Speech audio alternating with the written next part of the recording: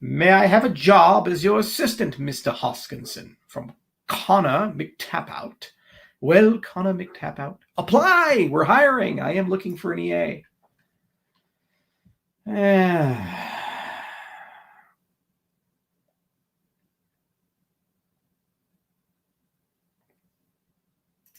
Do you think mathematics was invented or discovered? This is a really interesting one. And you can go from Roger Penrose to Joel David Hampkins to Jeremy Avogadro. There's dozens of different opinions that float around. I think both.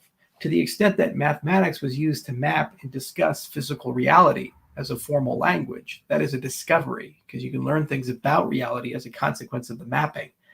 And then as a formal language unto itself, disconnected from reality, that's an invention where you've constructed a game, and then you're actually building the game out, and you're discovering what the implications of the game are. So there's a very famous paradox in mathematics called the Banach-Tarski paradox.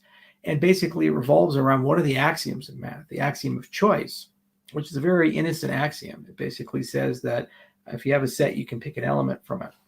Okay, and it doesn't seem too problematic. But what the Banach-Tarski paradox basically does is says if you admit this axiom, then you can take a one ball, break it apart, and make two balls through a finite collection of steps, which is not something you should be able to do if math was connected to reality. But it's perfectly legitimate to do if you are talking about it as a formal language, because you don't have this presupposition of the rules of reality as we'd expect them to be.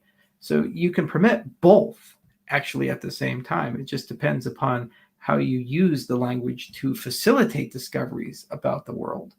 And then it becomes a companion, somebody on a journey with you. And then on the other side, it's something of its own nature. And what's so cool about inventions is you actually don't know where they go. It's like cellular autonoma or these types of things. You start with the rules and just let the system evolve. Like Wolfram, for example, did this wonderful 3-hour presentation on NFTs. And Stephen was just up there just creating all these automata and creating NFTs out of them. He had no idea what they were going to look like, just generated them. And he said, oh, that's pretty. Let's make that. So that's the invention side of it.